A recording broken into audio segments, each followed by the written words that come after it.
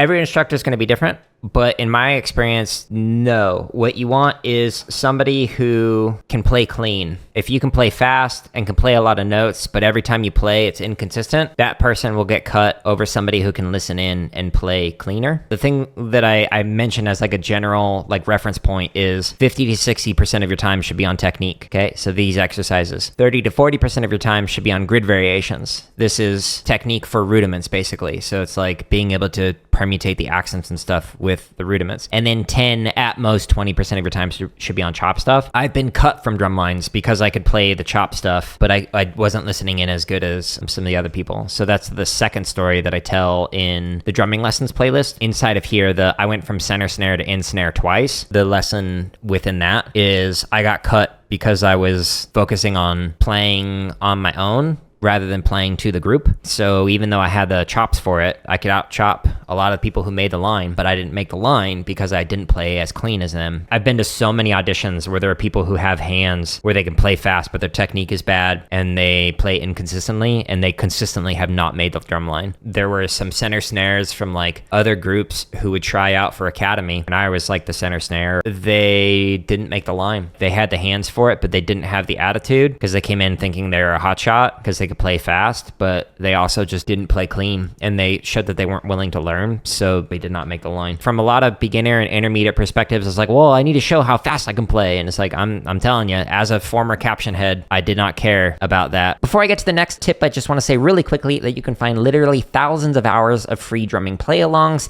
and drumming tips in the link at the top of the description or by going into my home tab of YouTube. Vocabulary is understanding different rudiments and permutations in context. With the technique exercises, some of them can focus on those different rudiments in context, but most of them are isolating out specific things like timing of your rolls or evening out your sticks, etc. That's 50 to 60% of your time is just the fundamentals, those basics. The 30 to 40% of my time, of the time that I recommend that you spend on grid variations, this makes it so you have more versatility with rudiments than people who just practice a snare break. What do I mean by that? So if we go inside of the grid variations here, work on rudiments with rudiment on 1 for triplet and for 16th note. So if we look at slam drag on 1, this is taking an accent on the first partial of the subdivision and it's permutating it, so shifting it across the beat. Then it puts it on the second partial. Then it puts it on the third partial, and that's for 4 counts total. Then you do the same thing, but it does 2 counts of each. And then the 1 pattern does 1 on the first partial, the second partial, the third partial. This gives you more adaptability and versatility and vocabulary than you will likely need to play a snare break. For a lot of like the shopping spree variations, some of the Blue Devils mid-90s shopping sprees, they did like flam drag on 2. So if you learn that shopping spree where the accent is on 2 for the flam drag, cool. But they don't have variations where it's on 3. So working on grid variations actually makes it so that you can play more complicated permutations of a rudiment than just learning one way to play through it. Like you won't see upbeat flam 5s, but I've certainly got a ton of those on the grid variations. There's also a ton more variations of like grid for just flam drags in here, like 2 accents. There's also backwards grid. So you start with 1 count of each, 2 counts of each, and then 4 counts of each, but it goes backwards. So it starts with the third partial, the second partial, the first partial. If you can play forward grid and backwards grid of like flam on 1, diddle on 1, flam drag on 1, flam 5 on 1, and cheese on 1, that'll set you apart way more than people who have learned a snare break. A lot of this like school of thought came from, apparently from Tom Float when he was working with the Blue Devils back in the day. And Paul Rennick worked with Tom Float and took that idea and will do this a lot with the groups that he's working with. So he'll work on these like grid variations and whatnot. It's because it gives you more command over a rudiment than just like trying to play it in context. Learning beats versus learning limb independence. It's the same thing with rudiment vocabulary. So if you are learning one way to play a beat and that doesn't align with what the bassist and guitar player is already doing, oh, how do you match to them if you've only learned one way to play it? But if you've learned how to shift things around to move the bass drum, make it more versatile, more adaptable, like the ways that I'm doing with this limb independence pattern, as opposed to learning like a single way to play a beat, it allows you to be more musical with it. But it's the same thing for rudiments.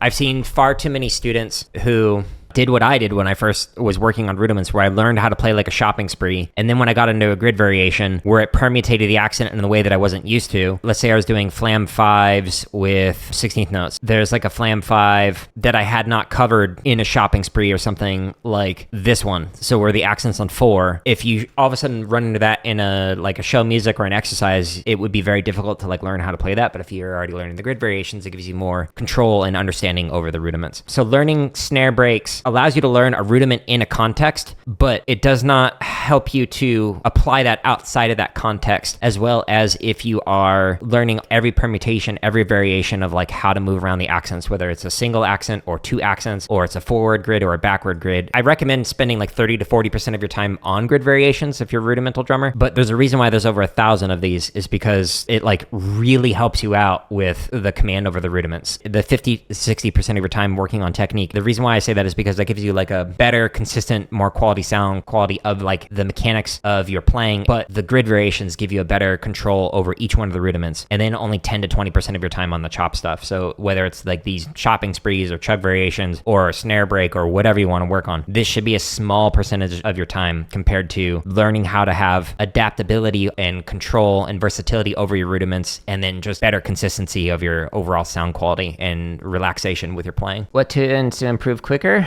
Technique or sight reading ability? They move at different paces. So in my opinion, they're not linear. Neither of them. So it's not like your technique just like slowly gets better over time like this, or sight reading slowly gets better over time. What I would argue from my experience, not only as a performer, but having taught every grade, kindergarten through doctoral student, it's easier to learn, like pick up a pair of sticks and start hitting, etc., but it's much more difficult to master. Whereas with sight reading, it's harder to learn because you're learning a new language in terms of what do these symbols mean and what am I supposed to do when I see this thing versus that thing. But then it becomes much easier to improve once you learn the symbols and get that vocabulary under your belt. There's less concepts to learn at the beginning of like hitting a drum than there is with being able to like read this. So like, what does this notation mean? What does this thing mean? What is this little thing right here? What does it mean when this one is longer? What does it mean when it's connected right here? Why is this one upside down? Why is this an X? Why is this not? What's the different sticking here? What happens when the rhythm changes? What is this right here? Like, there's so many little nuances that you have to learn that it's like, how do I do that? With like technique, it's like, okay, well, you just put it in here, you hold it right here, and like that's easier to do. I'm hoping it comes out in the next month, but I'm working on a ton of videos that'll help with sight reading. It'll be in a whole new section on the home tab. So on the home tab at the moment, if we scroll down, we've got chops, grid, limb independence, marching bass, scores, and then I'm gonna add sight reading, and it's gonna be a whole new section of content, and then technique, tips, and lessons. So stay tuned for that. Nylon tips drumsticks are good for playing drums. I personally do not like the nylons because they always broke.